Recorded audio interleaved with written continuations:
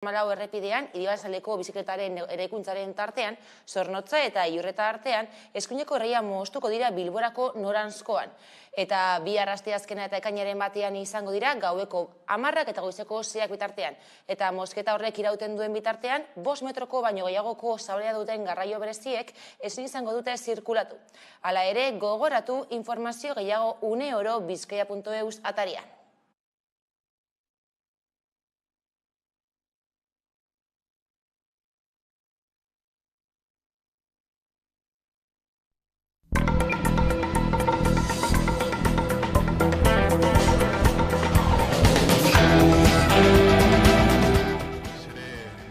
Gaur asteartearekin argitaratu du Espainiako estatuko aldizkari ofizialak gorteen desegiteari eta datorren uztailaren 23ko hauteskunde orokorren deialdiari buruzko errege dekretua. Prozesuan giltzarri da gaurko eguna, 2019ko azaroaren 10ean aukeratutako Kongresua eta Senatua desegin baitira. Bi ganbera horietako kide iraunkorrek soilik eutsi diote jardunari. Gainerako parlamentariek atribuzioak galdu dituzte, soldata eta eskumena barne. Maiatzaren 28koa kolpe handia izan da buruzagi sozialistaren hala aitortu zuen Sánchezek berak. Sumar plataformako buru Yolanda Díazek berretsi zuen irabaztera irtengo direla eta aurre egingo diotela Feijóoren Espainia beltzari. Bestaldetik, Arnaldo Otegi Bilduko koordinatzaileak esan zuen koalizioa prest dagoela eta Bilduren boto antifasista erabakigarria izango dela. Aldiz, Aitor Esteban, EAJaren Kongresuko eledunaren ustez, deialdi hori ez da onuragarria jendearentzat, ez da erakundeentzat ere.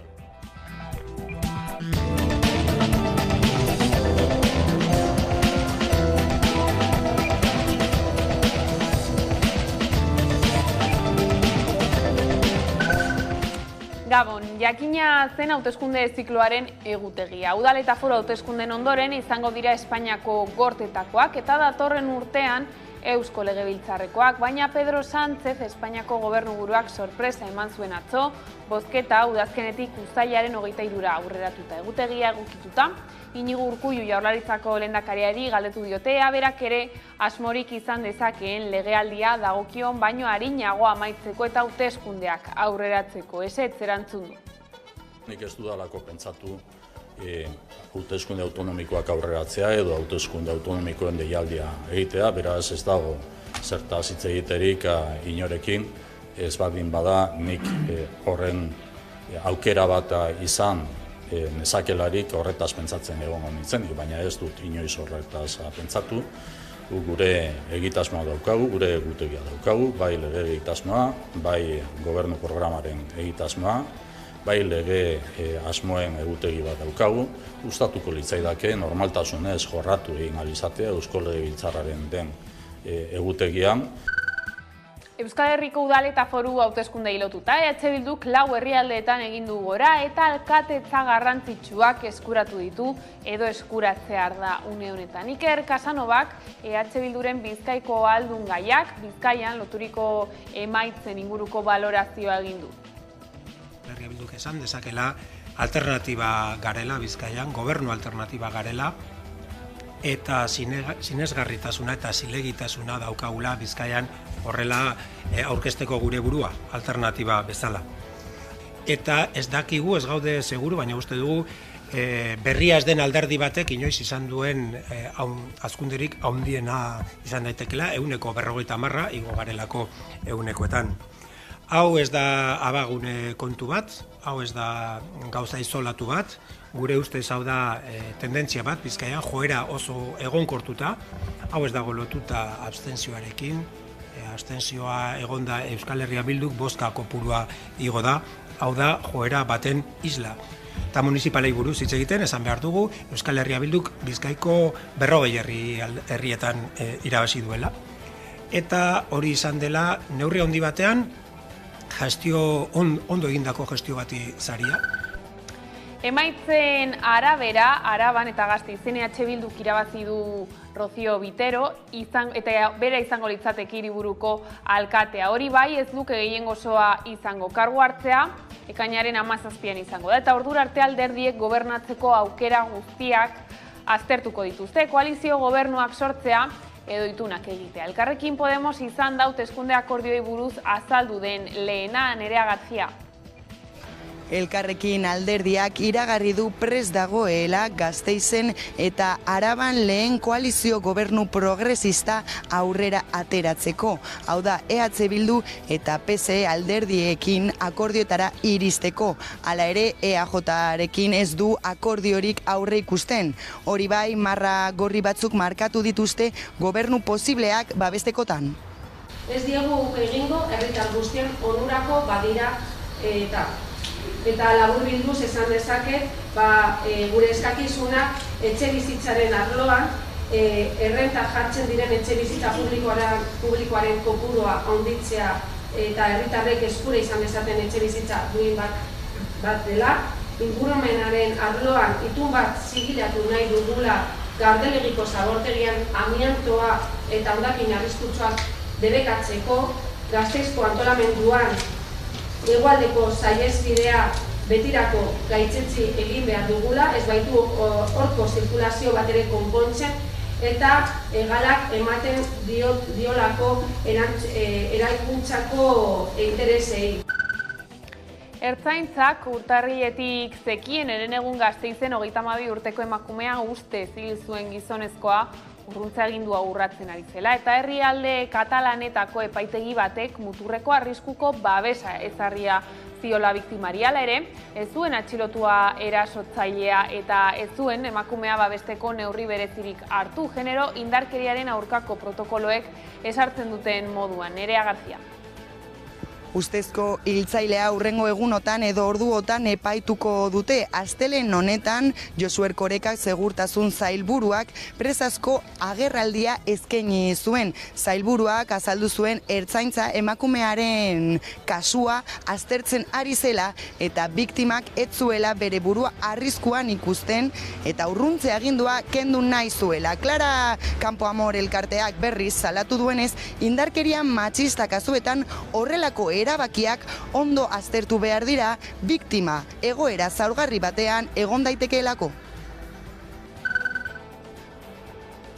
Eta Bizkaiko Garraio Partzuergoaren Kontseilu Nagusiak erabaki du urtea amaitu arte luzatze aldi baterako garraio eta kreditrans tituluen prezioetan 2022ko ekainetik aplikatzen den 40% murrizketa. Tarifen murrizketa CTBren aldi baterako titulu guztietan aplikatuko da, baita kreditrans eta giza partzuergoa tituluetan ere, baina ez noizbehinkako tituluetan. Erabaki horretatik kanpo geratzen baitira, Bizkaiko Garraio Partzuergoak prentsa ohar baten bidez jakinarazi duenez.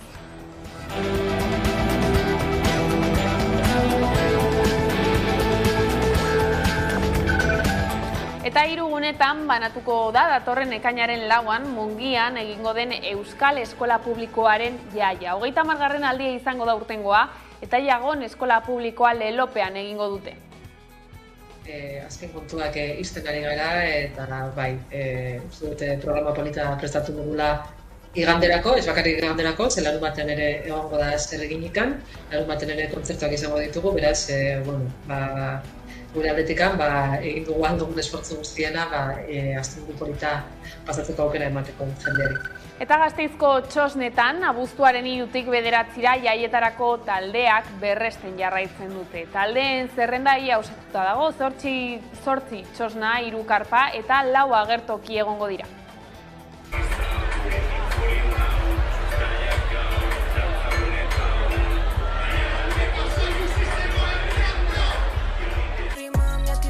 Clara, mi pose fina. Ellos no sueltan barras, me quito ratas de encima.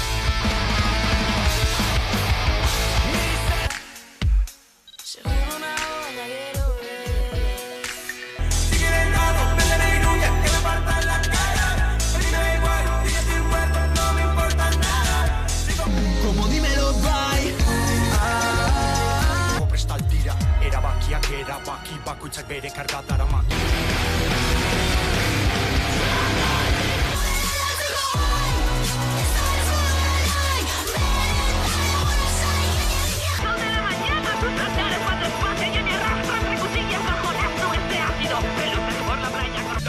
Violento, compromiso, soy Angela Davis, llamando más. No te quieren en su mundo ideal, gana lo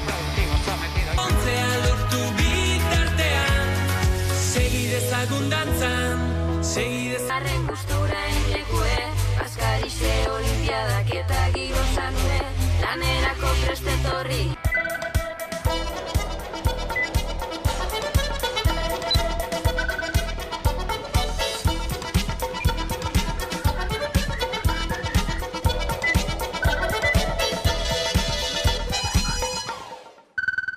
Ongietorriak gurean gaur gaueko albistegira. Maiatzaren 28koa kolpe handia izan da buruzagi sozialistarentzat. Hala aitortu zuen Sánchezek berak. Hauteskundeen aurrerapena iragarrita, berehala heldu ziren gainontzeko alderdien. Erreakzioak Sumar alderdi gisa erregistratu da, ezkerreko taldeen bategitea errazteko helburu hartuta eta Ciudadanos ez da hauteskunde orokorretara aurkeztuko.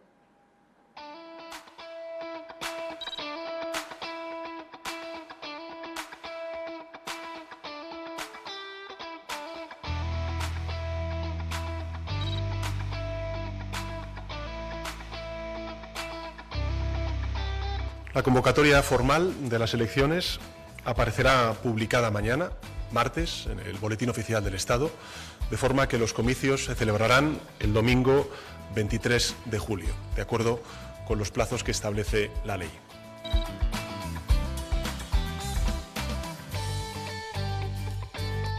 Ez da onuragarria jendearentzat, ez da onuragarria momentua gaitxik eta modua gaitxik, eta behar bada, bere alderdi barruko kalkulu batzuetan ulertu ahal izango dugu deialdia. Guri konbokatoria elektoral batek ez digu aldatzen printzipioak eta baloreak. Eta berdin zaigu, hauteskundeak konbokatu edo ez du mantenduko ditu gure printzipio eta baloreak. Lehenengo aberria eta gero alderdia, lehenengo harria eta gero eta eskubiari ateak itxiko izkigu toki guztietan. Hori da gure posizioa.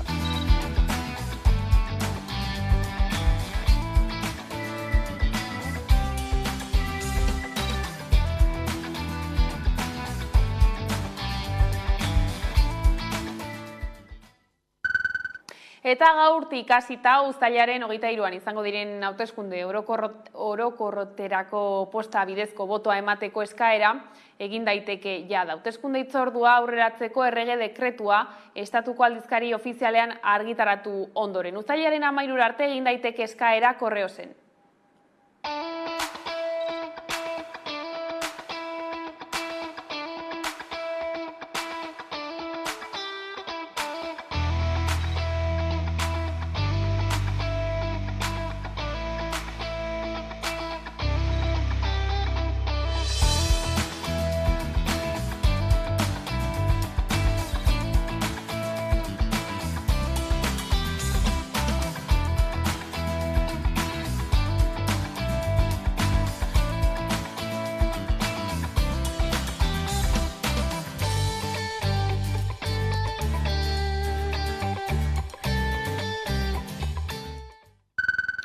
Bere aldetik Urkulluk iragarri du ez duela Eusko Legebiltzarreko hauteskundeak aurreratzeko asmorik. Komunikabideen aurrean egindako agerraldian Urkulluk aitortu du Sánchezen iragarpenak ez ustean hartu duela, baina bere nahia da legealdiko azken hilabeteetan normaltasunez aritzea.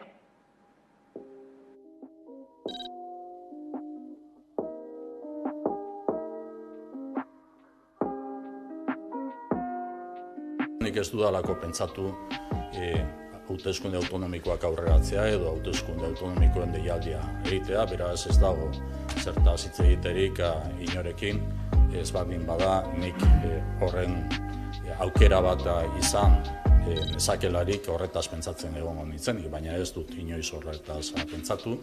Gure egitasmoa daukagu, gure egutegia daukagu, bai lege egitasmoa, bai gobernu programaren egitasmoa, bai lege asmoen egutegi bat daukagu.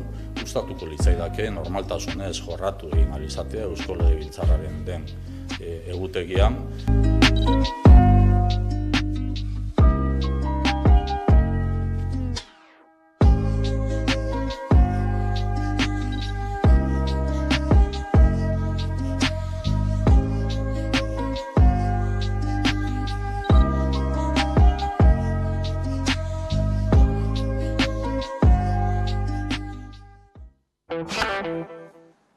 Hauteskunde emaitzak jada argituta, negoziaketei heltzen hasiko dira laster foru gobernuak osatzeko. Batzar nagusietara zein Nafarroako parlamentura sartzeko, alderdiek gutxieneko boto kopuru bat eskuratu behar dute. Datuei erreparatuta, Araban eta Bizkaian EAJko kidea izango da aldun nagusia, PSren babesarekin. Gipuzkoan, PPk izango du giltza aldun nagusia aukeratzekoan, eta Nafarroan baliteke azken legealdiko akordioi eustea. Hauteskundetako emaitzen zenbaketa amaitu da, baina Araba, Bizkai eta Gipuzkoako batzar nagusiak eta Nafarroako parlamentua oraindik osatzeke daude. Datozen egun eta asteetan alderdiak elkartu beharko dira eta ikusiko da ea akordioren batera iristen diren. Jokoa izango da euren artean, momentu aurreikuspenen arabera nahiko parakatuta dagoela dirudi, batez ere Gipuzkoan eta Nafarroan, baina oraindik ez dago ezer argi eta ikusi beharko da zer gertatzen den. Hauteskunde emaitzak jada argituta, negoziaketei heltzen hasiko dira laster foru gobernuak osatzeko. Batzar nagusietara zein Nafarroako parlamentura sartzeko alderdiek gutxieneko boto kopuru bat eskuratu behar dute. Datuei erreparatuta, Araban eta Bizkaian EAJko kidea izango da aldun nagusia, PSren babesarekin. Araban EAJak eta PSek bat eginda, Ramiro González jeltzaleak jarraituko du agintemakila izaten. Bizkaian berriz EAJak ez du lortu gehiengo osoa, 5 puntu egin du behera, baina ziurtatua du aldun nagusi kargua, bakarrik edo ziurrenik PSren babesarekin. Elisabete Etxanobek hartuko du Unai Rementeriaren kargua. Gipuzkoan PPk izango du giltza gobernu osaketari dagokionez. Izan ere Bildu, Elkarrekin Podemosek eta EAJ PSek 24 eserleku dituzte. EAJak foru gobernuari eusteko PPren babesa beharko luke, beti ere PSren babesa mantenduz. Aipagarria orain arte agintan zeuden bi taldeen artean, EAJak eta PSek 5 batzarkide galdu dituztela. Oraindik ez dago ezer itxita, eta Maialen Iriarte koalizio abertzalearen aldun gaiak balituzke aukerak aldun nagusi izateko. Nafarroan azken legealdiko akordioi eusten badiete, Maria Txibite izango da berriz ere Nafarroako gobernuko lehendakaria, gero Abairen eta Zurekin Nafarroaren babesarekin. Hiruko horreko 21 aulki lortu ditu, eta eskuinak UPNek, PPek eta Voxek 20. Bildu berriz ere erabakigarria izango da legealdian zehar. Arabako, Bizkaiko eta Gipuzkoako batzarkidek hilabeteko epea izango dute inbestidura saioa prestatzeko. Berdinketa balego foru hauteskundeetan boto gehien jasotako taldearen buruak hartuko luke agintea. Nafarroako parlamentuko mahaia osatzeko aldiz 3 asteko epea dute parlamentariek, eta haren esku geratuko da gobernuko lehendakari izateko hautagai bat proposatzeko egin beharra. Hilabetera lehendakaririk ez bada berriro hauteskundak egin beharko dira.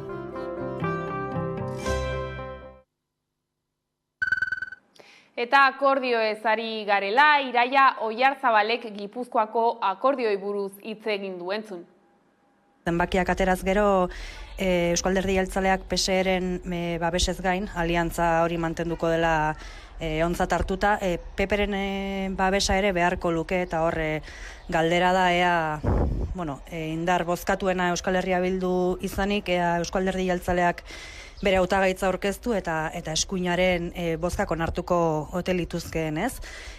Batik bate, horrek ireki dezakeen eszenazokiari begira, kontutan izan da ere Espainiar Estatuko hauteskundeak ate joka ditugula eta horrek suposatu dezakeen mugimendu garrantzitsuarengan, ez? Nik uste dute hor baloratu beharko duela EAJak zer egiten duen, babes gehien lortu duen alderdiari bere bidea egiten uzten dion, edo azken finean eskuinari eskua hartuta hori oztopatzen saiatzen den. Datu historikoak izan direla, nabarmendu du Juan Carlos Izagirrek Donostian egindako agerraldian. Izagirrek eta hautetsiak izan diren 7 hautagaiek agerraldia egin dute gaurkoan Donostiako udalean. Guztira, 23.387 boto jaso dituzte Donostian, 2019an baino 15% gehiago. Egun eskerrik asko, denoi etortzeatik, eta gaurko agerraldia hasi beharko genuke eskerrak ematen, bere konfiantza erakutsi dute Donostia guztiei Bildurenak. Emaitzak historikoak izan dira. Sekulan Bilduk ez du horrelako emaitza bat eduki Donostian eta lortu ditu 23.000 387 boto. Haueria, orain dela 4 urte baino, 3.000 bozka gehiago. Honek suposatzen du, 15% egin dugula gora. 6 zinegotzitik, 8 zinegotzira pasagea, mezua ulertu dute, EH Bilduk erazitakoa, eta nik uste emaitza hauek badiala fruitu, bai mezu hori ondo zabaldu deurako, eta baita ere azkeneko urtetan EH Bildu taldeak egindako lana auzo guztietan. Bizkaian ere EH Bildu alternatiba da eta lurraldean sinesgarritasuna duela adierazi du Iker Casanova alderdiko Bizkaiko Foru Aldundiko hautagaiak. EH Bilduk Bizkaian 17.000 bozka gehiago lortu ditu eta koalizioaren ustez horrek esan nahi du abstentzioa diferentziala izan dela. Bizkaian ere EH Bildu alternatiba da eta lurraldean sinesgarritasuna zein zilegitasuna duela koalizioak adierazi du Iker Casanova alderdiko Bizkaiko Foru Aldundiko hautagaiak. Herria Bilduk esan dezakela alternatiba garela Bizkaian, gobernu alternatiba garela, eta sinesgarritasuna eta zilegitasuna daukagula Bizkaian horrela aurkezteko gure burua, alternatiba bezala. Jarritako helburua lortzea ez ezik, aurrikustakoa baino hobeagoa ere izan dela aitortu du. Bizkaiko batzar nagusietan ordezkarien kopurua igo da, 150 alegia. Eta ez dakigu, ez gaude seguru, baina uste dugu berria ez den alderdi batek inoiz izan duen hazkunderik handiena izan daitekela, 150 igo garelako 100etan. Hazkundea izan du EH Bilduk eta joera hori egonkortuta dagoela nabarmendu du. Hau ez da abagune kontu bat, hau ez da gauza isolatu bat, gure ustez hau da tendentzia bat, Bizkaian joera oso egonkortuta, hau ez dago lotuta abstentzioarekin, abstentzioa egonda Euskal Herria Bilduk bozka kopurua igo da, hau da joera baten isla. EH Bilduk Bizkaian 17.000 bozka gehiago lortu ditu eta koalizioaren ustez horrek esan nahi du abstentzioa diferentziala izan dela. EAJak berriz hauteskundegoko balorazioan adierazi zuen parte hartze basuak emaitzak ilundu dituela. Edonola ere, udal eta foru hauteskunden aldea txikia izan dela adierazi du EH Bilduk eta gaineratu du alderdi soberanistak Bizkaiko 40 herritan irabazteak adierazten duela, gestioa saritua izan dela. Eta municipalei buruz hitz egiten esan behar dugu Euskal Herria Bilduk Bizkaiko 40 herrietan irabazi duela. Eta hori izan dela neurri handi batean ondo egindako gestio bati saria. EH Bilduk hazkundea izan du Durangon, Galdakaon eta Rigorriagan, baita Bilbon ere. Eta Bilbon emandako jauzia historikoa dela azpimarratu dute. Horrez gain ezkerraldean izandako gorakada hizpide izan dute, baita Alonstegikoa, Plentziakoa eta Sopelakoa ere. Hala horrek guztiak erakusten du alderdiaren esanetan, Bizkaian mapa politiko berria osatu dela. Esan dezakegu Bizkaian mapa politiko berri bat marraztu egin dela. Beste gehiengoak posibleak direla eta EH Bildu alternatiba erreala, sinesgarria eta zilegi moduan ateratzen dela hauteskunde hauetatik. Bestalde, EAJak EH Bilduren beherakada nabarmena aurreikusten zuen, azken honek kudeatzen zituen udalerrietan eta lokatzetan sartzeko saiakeretaz haratago, horretan oinarritu du EAen egindako kanpainaren zati handi bat. Astelehen honetan bertan, Bizkaia buru batzarreko presidente den Itxaso Atutxak insistitu egin nahi izan du bere alderdiaren beherakada abstentzioaren gorakaldi eta kudeaketaren higadura nabarmenari lotuz. Tolosa, Lekeitio, Durango, Galdakao, Gernika, Gurain, Arrasate eta Falla, Oior, Lekunberri, Eskoriatza, Bergara, Arrasate, Pasaia, Durango, lehen indar politikoa gera.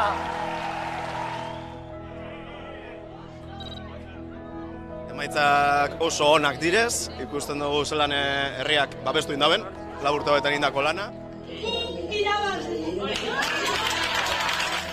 Dato historikoa diez Durangorentzat jarriko gara berba egiten partido guztiekin eta ni uste dut aukerak zabali daudela.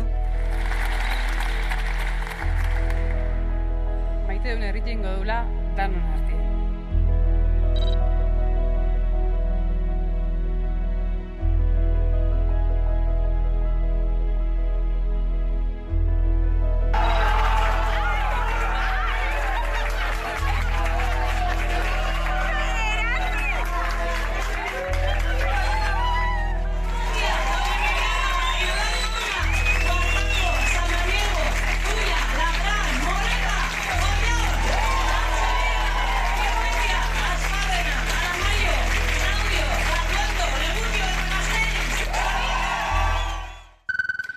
EAJaren plaza garrantzitsuenetako bat izan da Hondarribia Gipuzkoan. Amarraldiak egin dituzte agintean eta aldaketa heldu da.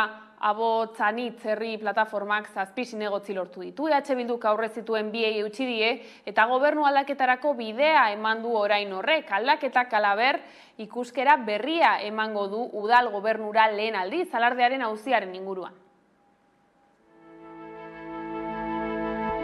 Hauteskunde hauek zenbait aldaketa ekarri dituzte eta datozen asteetan egingo diren negoziaketek ere zeresana izango dute. Ikusi dugu dagoeneko Gipuzkoako mapan EH Bildu dela lehen indarra, bai Batzar Nagusietan baita udalerritan oro har. Bada Hondarribiaren kasua ere esanguratsua da, azken hamarkadan EAJ egon da agintean, baina tradizio hori hautsi eta 17 eserlekutatik 7 eskuratu ditu Abotzanitz herri plataformak. EH Bilduk aurrez zituen biei eutsi die eta gobernu aldaketa ahalbidetuko du orain horrek. Bada bete-betean eragina izango du alardean aldaketa horrek. Abotzanitzek helburuen artean du alarde publikoa lortzeko urratsak eginez joatea adostasuna ardatz hartuta. EH Bilduk esan du biden lagun izango duela. Orain dela 26 urte sortua da gatazka, Andriek lehen aldiz herriko desfilen parte hartzeko eskea egin zutenetik. Baina jeltzaleek inoiz ez dute herrian aldarri parekida babestera egin. Abotzanitz bera alardeen auziaren ertz ugarin erakusgarri da. Ezker Abertzalean aldarri parekidaren inguruan zeuden desadostasunek eragina izan zuten 2015an taldea sortzeko urratsetan. Baina EAJak ez bezala ez dute inoiz arbuiatu autu parekidea. Jaizkibel konpainiako kideek alarde parekidekoek maiz adierazi dute aterik ez diela ireki udalak eta aurrera egiteko biderik ere ez diela arraztu inoiz. Orain badirudi gauzak aldatuko direla datorren irailaren 8ko alardeari begira. Abotzanitzek hauteskunde hauetan 2834 boto lortu ditu, aurreko bozetan baino 1000 gehiago ia. 3 zinegotzitik 7 igaroko dira.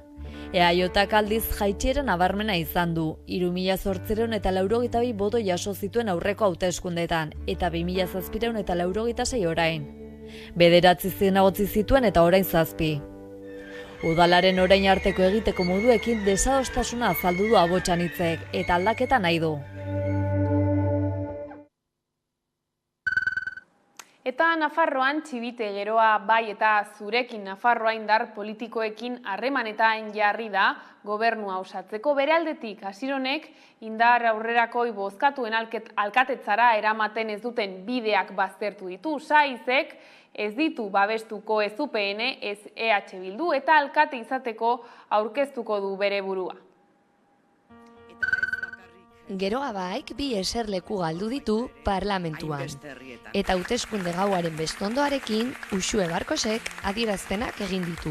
No surge la formación de un gobierno de manera precipitada, de ninguna de las maneras, pero evidentemente sí es absolutamente esencial conocer cuanto antes la decisión de las formaciones políticas concernidas en torno a un gobierno progresista y plural, clarísimamente. Bai parlamentu eta baita udaleko kartak mahai gainean dira.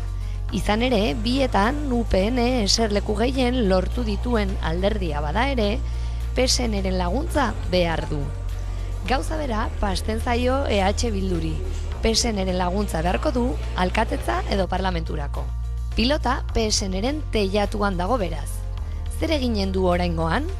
Aintzineko legealdian bezala eskuinarekin elkarrekin joan, edo abertzalekin negoziaketak egin 2015an bezala.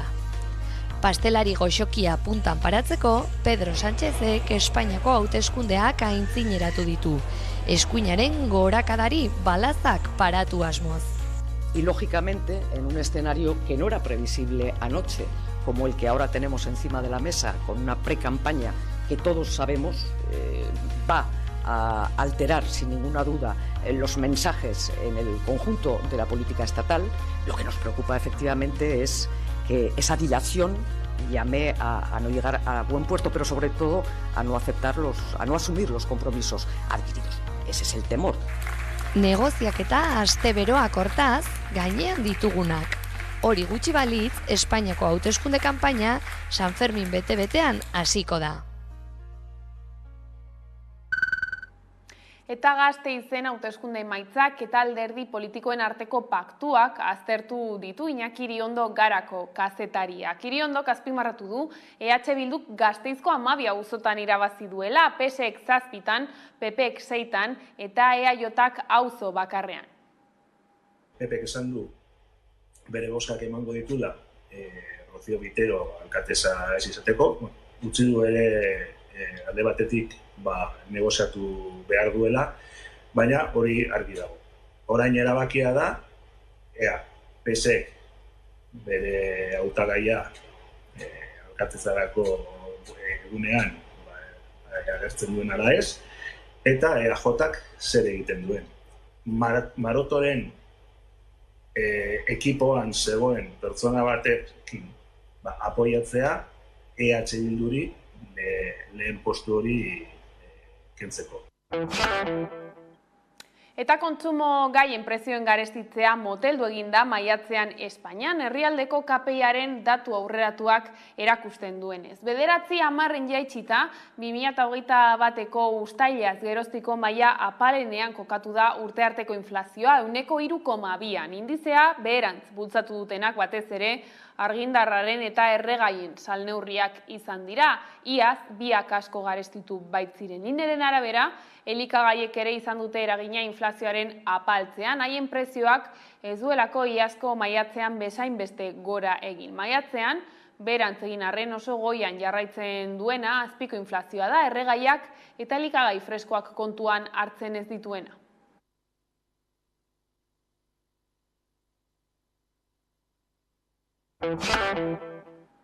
Angel Elias baldintzarik gabeko oinarrizko errentaren aldeko kolektiboko kidea elkarrizketatu dugu gaurkoan Hamaika Telebistan. Bere esanetan, errenta hori da pertsona guztiek bizitzeko behar duten gutxienekoa izatea ahalbidetzen duen. Adierazi du, oinarrizko errenta ezartzeak errekurtsoak exigitzen dituela eta aberastasuna beste modu batean banatzea dakarrela. Bueno, izena nolabait adierazten digunez, oinarrizko errenta suposatzen da, behar den gutxiengo dirua, gutariko bakoitzak behar diren baliabideekin kontatzeko, bere bizimodu propioa lortzeko. Eta baldintzari gabe. Horrek beste kasu askotan, ezagutzen dugu daudela baldintzak edo pobrezia egoera egon behar delako, edo oso helburu konkretuak dituztelako. Kasu honetan, nolabait unibertsala izango litzake, eta kopuruaz depende. Eta da, babesteko behar diren baliabideekin kontatzeko. Gure kasuan, nola zorionez badugu eskubiderik bai osasun arloan, bai hezkuntza arloan, nolabait ere gizarte zerbitzua, eta badago ere etxe bizitzari buruzko lege bat baita aldarrikatzen duela, konkretoki iazko proposamenan guk adierazi genuen bederatziehun guztion gutariko bakoitzarentzat, egia da, 15 eta 17 urteetan zeuden pertsonentzat zertxo gutxiago, erdia, eta 14 baino gutxiago pertsonentzat 130. Beraz, pentsatzen genuen diru kopuru horiekin kontuan izanik gure kasuan ditugun beste eskubide eta guk espreski adierazten genuen kopuru horiak kompatible zirela etxe bizitza lortzeko gaur egun ditugun diru laguntzekin. Diru sarrerak bermatzeko errenta baino eraginkorragoa dela uste du, izan ere salatu du errenta hori jasotzen dutenak pobrezia egoeran daudela da eta gaur egungo lan merkatua babestea eta bermatzea dakarrela ere. Argi dagoela konzeptuagatik nora behar den gutxiengoa, baina behar dena gutariko gure bizimodu propioa lortzeko pobrezia desagertzen da. Gutxinez pobrezia materiala. Hitz egiten garen, bide materialekin gero jakindakigu badago beste faktoriak desberdinak. Baina ekonomiko mailan pobrezia automatikoki desagertzen da. Zer suposatzen duen hau izugarria da. Eta argi dago eta aitortu behar dugu eta salatu ere, hipokritoa dela behin eta berriro pobreziaz eta bar eta kanpainetekin, eta jakindakienean badagoela tresna, segundo urrengotik da pobreziarekin amaitzeko ez egitea. Hori da nabaria. Baina badago, ez ja bakarrik lehen komentatu dudan ez lan merkatuan, badago ere, zer suposatu da gutariko bakoitzaritzat gure autoestimarako ere jakitea eta gure segurtasuna gutariko bakoitza dugun urtetan zehar. Eta bizitza dugun bitartean aukera daukagu evoluzionatzeko, aldatzeko eta gauza berrietan, baina beti aukerak nolabait sentido emateko gure bizitza. Eta, ni aitite naiz, eta lehen aite izan naiz. Eta argi dagoela, txiki-txikitatik konturatzen zara, egin nahi dute. Jolastu, mugitu, ikasi, eta hori ez dugu galtzen. Beste gauza da, sarritan daukagun estresa, daukagun gauza mila, hori ez. Baina egitea da gure gustokoa, eta ez bakarrik horren truke dirua lortzen dugulako. Hori ez da egia. Bai, dirua noski behar dugula gure gizarte honetan, gure bizimodu propio lortzea, baina ez da motivazio nagusia, inor ere ez. Egin diren inkezetan, behin eta berriro aldarrikatzen da, hainbeste langile ez duela inor ere gustora egiten duten lanarekin, batez ere, sarritan, alferra ikusten dutela gizarte interesetarako. Ez gutxirako balio duela. Aparte gero, dauden lan baldintzak. Orduan, nik esango nuke, oinarrizko errenta, izugarri aldaketa positiboak ekarriko lituzkela. Eta gainera, munduzean egin diren esperientzia desberdinetan, hori argi geratu da. Alkoholismo arazoa gutxitu direla. Ez da jende alferra dagoelako. Ez, alderantziz, zu hobeto sentitzen da zarelean zure persona eta zure bizitzaz, normalean, positibo mailan gaizara bultzatzeko. Eta ez bakarrik, ahazteko eta posible da minak ez sufritzeko. Eta Euskadin azken asteotan bi emakume erail dituzte. Azkenengoa igande honetan izan da Gasteizen. Hiriburuko aparthotel batean aurkitu zuten emakumearen gorpua. Ustezko hiltzailea bikotekide ohia da, Zaragozan atxilotu zuten eta Gasteizera ekarri dute epaitzeko.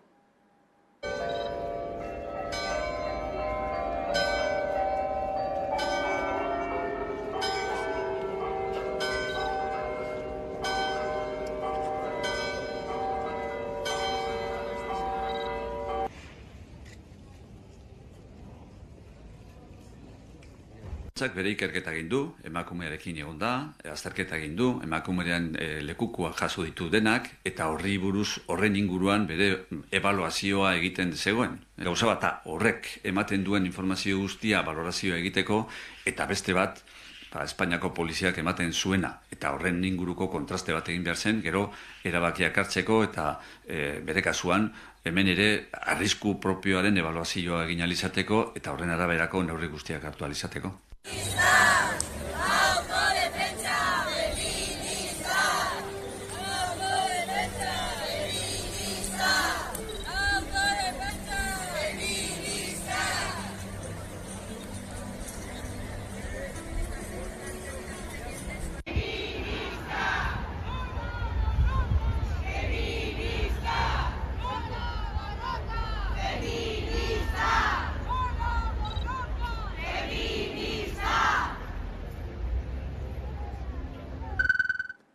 Arabako probintzia auzitegiak Alfredo de Miguelen espetxeratzea agindu du. De Miguelen abokatuak Estefania Arrojok aurkeztutako ezoiko etenaldia ez du onartu auzitegiak. Nerea Garziak azalduko digu. De Miguel auziko zigortuak behin eta berriz saiatu dira espetxeratzea atzeratzen eta momentu soilik Xavier Sánchez Robles da kartzelan sartu den bakarra. Azken hilabeteotan De Miguel, Otxandiano eta Esteban zigortuek ezoiko etenaldia eskatu dute. Hala ere, Arabako aldunoiaren eskaerak ez du aurrera egin eta auzitegiak agindu du De Migueleren espetxeratzea. Arabako probintzia auzitegiak Alfredo de Miguelek aurkeztutako azken indultua gaitzetzi ostean, ahaldunoiak espetxea saiesteko azken aukera agortu zuen, ezoiko etenaldiaren eskaera. Hau da, osasun arrazoiengatik edo espetxe araudian ezarritako beste arrazoi batzuengatik espetxean ezartzea. Hauteskunde gauaren ostean eta EAJak izan zuen beherakadaren ostean, Arabako auzitegiak Alfredo de Miguelen espetxeratzea agindu du. Elena Cabrero, Francisco García Romo eta Ana Jesus Zulueta magistratuek astelehen honetan iragarri dute egindako eskaera ez dela onartuko eta espetxe zigorra bete beharko duela. Azaldu dutenez, aztoramendu sozial sortu du tramak eta gainera egotzi zizkioten delitu guztiak aintzat hartuta espetxe zigorra 2 urte baino gehiagokoa da. Orain de Miguelek 3 eguneko epea du errekurtsoa aurkezteko eta espetxeratzea gehiago atzeratzeko. Epe horren ondoren 10 baliodun egun izango ditu espetxean sartzeko, eta prozesua berak jarraitzen ez badu poliziak atxilotu egingo du. Bestalde, Aitor Esteban eta Koldo Otxandianoaren eskaerak ere aztertzeke daude, eta osasun azterketa baten zain daude. Momentuz soilik Xavier Sánchez Robles, Eusko Jaurlaritzako gazteria zerbitzuaren zuzendarioia, da kartzelan sartu den bakarra.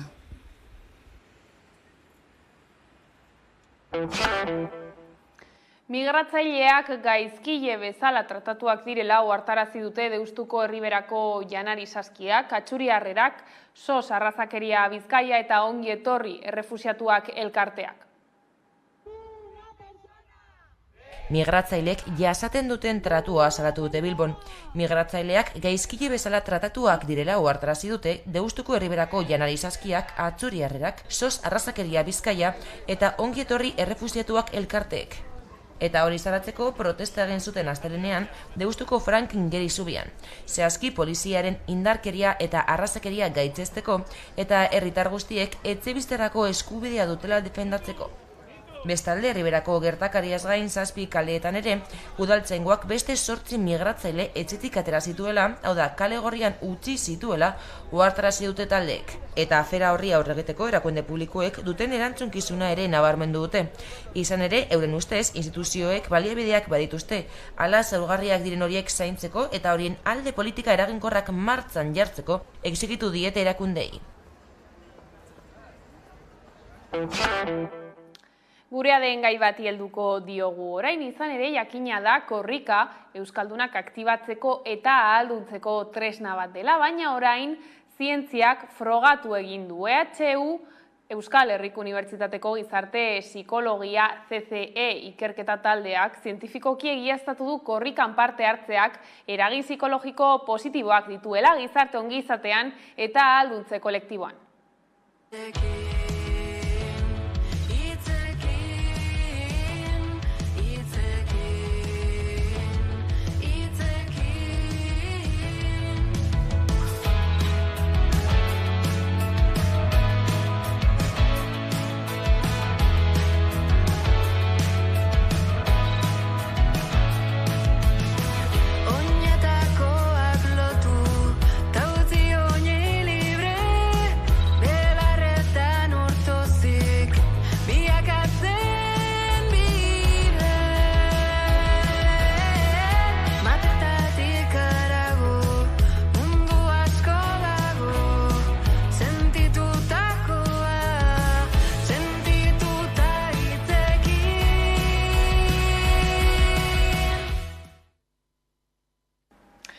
Horren inguruan hitz egiteko Jon Zabala EHUko Gizarte Psikologia CC ikertaldeko kidea daukagu pantailaren bestaldean. Gabon. Gabon, kaixo, miran. Emil Durkheim, soziologo aintzindariaren teoria bat baieztatu duzue. Zein da teoria hori eta nola aplikatu duzue korrikari buruzko ikerketara? Baieztatu hitza oso potola izaten da, eta gustatzen zaigu saiestea hitz hori, baina bai esan dezakegu zantzu importanteak aurkitu ditugula teoria hori baieztatzeko, ez? Laburbilduz, Durkheimek zioena zen, erritu kolektiboak fenomeno oso garrantzitsuak zirela gizarte baten kohesiorako eta baita biztanleriaren osasun psikologikoarako ere bai, ez? Eta hori, aipatzen zuen, aldizka ospatzen ditugu erritu kolektibo hauek, pertsonak nolabait eraberrituta sentiarazten dituztela, ez? Hau da, sozialki integratuago sentiarazten da jendea, erritu kolektibo hauetan parte hartu ondoren, eta beraien bizitza individualetara itzultzen dira nolabait eraberriturik, ez? Bai maila individualean eta baita maila kolektiboan ere bai. Eta, bueno, bereziki Durkheimek azpimarratzen zuen fenomeno hori garrantzitsuena erritu kolektiboetan zen eferbesentzia kolektiboa. Eferbesentzia kolektiboa da, parte hartzaileen arteko interakzio emozionalaren bitartez, gertatzen den bateratasun emozional hori, ez? Eta bateratasun emozional horrek azalduko lituzkela erritu kolektiboetan parte hartzearen ondorio psikologiko positiboak. Eta, bueno, hau egiaztatzeko, prozesua oso luzea izan da berez hamarkadetako ikerketan kontu bat da, baina, nolabait iritsi ginen puntu batetara, niri iruditu zitzen korrika erritu kolektibo oso aproposa zela teoria hori egiaztatzeko, ez? Eta orduan, diseinatu genuen ikerketa longitudinal bat, hau da, datuak 3 alditan jaso genituen, korrikan parte hartu aurretik, parte hartu eta berehala, eta handik 6-7 astetara, ez? Eta, modu honetan, izan dugu ikusi, korrikan parte hartzeak bai dituela Durkheimek azpimarratzen zituen eragin psikologiko positibo horiek, eta gainera hori ez zela gertatzen parte hartzeagatik soilik, baizik eta parte hartzerako garaian sentitzen zen eferbesentzia kolektiboaren bitartez azaltzen zirela, ez? Hau da, bateratasun emozional horren ondorio direla eragin psikologiko positibo horiek. Eta nolakoa izan da hartu duzuen lagin, ez dakit, adin tarte zehatz batekoa izan den, emakume, gizon, ez dakit, nolakoa izan da hori? Berez, baldintza bakarra, bi baldintza ziren, 18 urtetik gorako pertsonak izatea eta korrikan parte hartzeko asmoa zuten pertsonak izatea. Besterik gabe. Egia da, emakumeen artean, ohikoa izaten da gainera, parte hartzea handiagoa izan dela. Laginaren 160 emakumea da eta 140 inguru gizonezkoa. Horien artean dugu 18 eta 73 urte bitarteko jendea, gehienak euskaldunak eta gainerakoak euskaltzaleak izango dugu. Argi dago orduan korrika esperientzia oso berezia dela, ez dakit dagoen modurik alduntze edo sentsazio hori gure egunerokotasunean lortzeko, aukerarik aldago? Kontuan hartu eta erritu kolektibo hauek eta bereziki korrika ezoiko esperientzia emozionalak direla, nik esango nuke ez, egunerokotasunean ez ditugu mota-botako esperientziak bizitzen, horregatik dira garrantzitsuak erritu kolektiboak ez, aldizka hauek ospatzea garrantzitsua da. Ez baldin bada, egunerokotasun hortatik aldentzen garela eta, korrikako sentsazioak simulatuko lituzken beste estimulu batzuk jasoko ez bagenitu, ez? Ez dakit, igual ikusentzunezko batzuk, edo bizitako esperientzia hori horren gainean hausnarketa bat egitean, edo lagunekin elkarrizketa bat izatean guzti horren inguruan, ez? Alduntzearen kasuan, nik esango nuke euskaldunok orokorrean badugula alduntze kolektibo handi bat, sentsazio hori handia da, korrikak oraindik denbora batez, aunque sea, gutxienez, areagotzen du. Baina, funtsean uste dut, egunerokotasunean, ez bada egunerokotasunetik ateratzen gaituen beste estimulu batzuk jasotzen, ez baditu estimulu hori jasotzen, ez dut uste posible denik.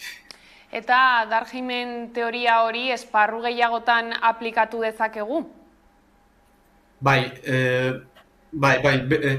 korrika izan zen, aproposa, teoria hori bai estatzeko, baina, bada ikerketa oparo, aipatzen dituna, gainerako erritu kolektibo guztiak, ez? Oda, gure esparruan, erritu kolektiboak kontsidatu ditzazkegu, bateratasun emozional hori bizitzen diren edozein erritu kolektibo. Hau da, lagunekin kafe bat hartzetik, familiarekin baskariak egitera, ospakizunak ospatzera, edo korrika bezalako erritu kolektibo masiboak ere aintzakotzat hartu beharko lirateke. Lagunekin hartzen ditugun poteak eta guzti horiek ere oso garrantzitsuak dira gure osasun psikologikorako. Jon, oso interesgarria kontatu diguzun guztia, mila esker gurekin egoteagatik gaurkoan. Mila esker zuei, gero arte. Eta gai zaldatuta datorren igandean, ekainaren 4ean Mungian, Euskal Eskola Publikoaren jaia ospatuko da, 3 guneetan banatuko da eta zaintza jarriko dute erdigunean.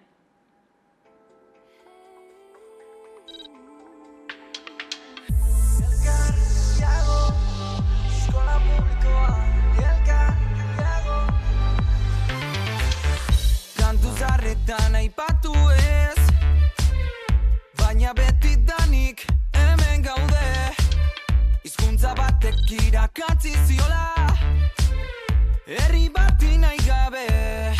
Urtez urte, zure begidara begira, egon arren beste hamaika etorriko dira, ze argi dago oso arro zaudela, denon izatearen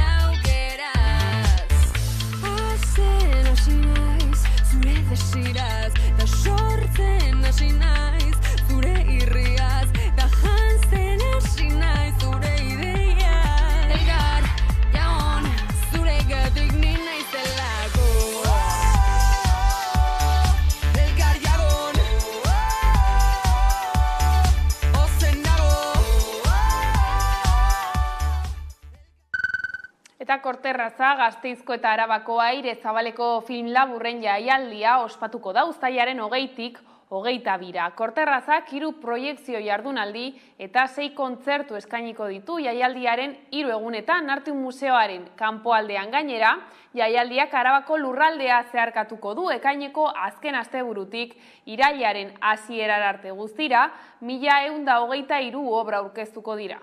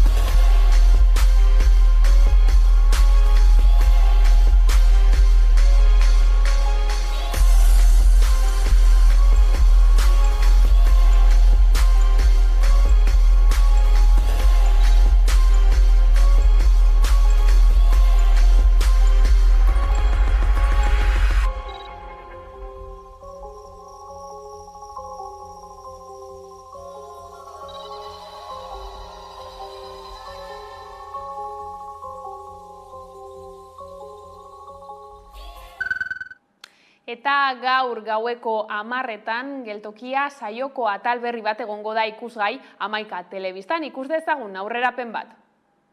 Gaurko geltokian kontsumo taldeetaz arituko gara. Kontsumitzailea eta ekoizlearen artean sustatzen den kontsumo eredu iraunkor eta duin eta jasangarri batetaz alegia. Alternatiba interesgarria gaur egungo kontsumo eredu suntsigarrien aurrean. Horretarako proiektu interesgarri bat ezagutuko dugu erreportaje bidez. Gainera, solasaldi interesgarri batera gonbidatuak ekarriko ditugu gaiaz aritzeko. Eta azkenik beti bezala errezeta goxo bat prestatuko dizuegu. Ongi etorri ikusentzule, denon topaleku den geltoki honetara.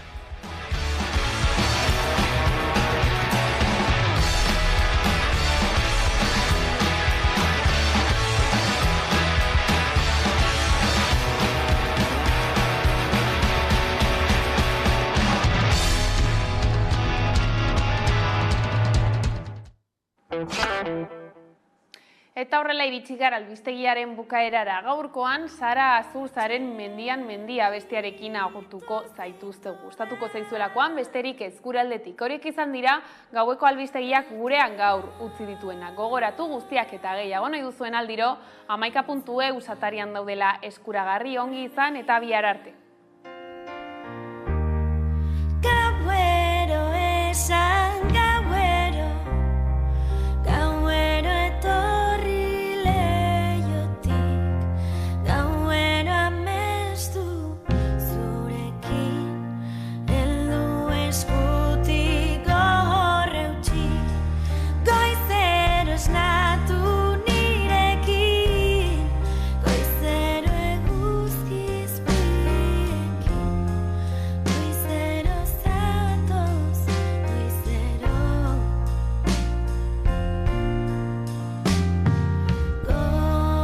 gogoratu zenidan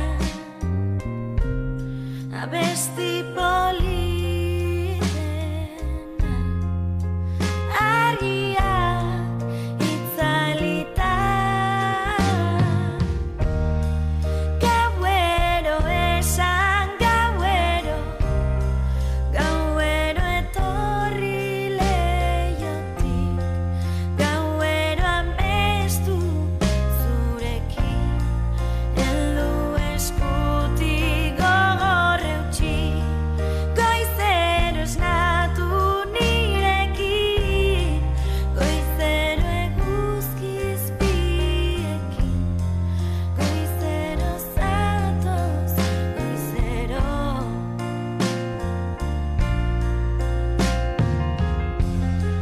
noiz arte itxaron noiz arte isildu noiz arte ez ezagun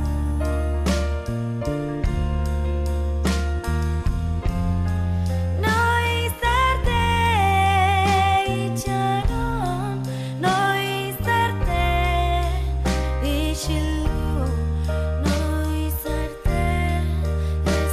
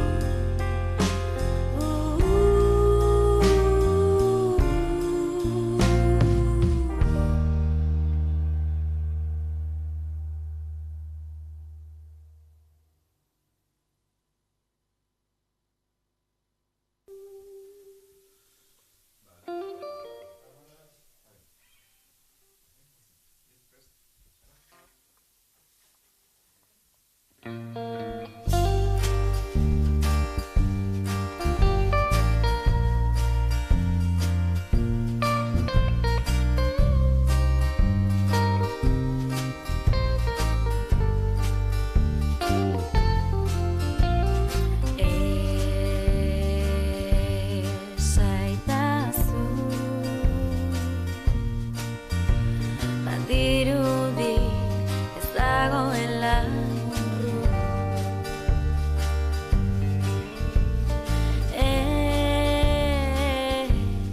zaidazu badirudi hurbil gaudelako zurekin entzuten didazun guztietan begiratzen didazun aldi bakoitzean.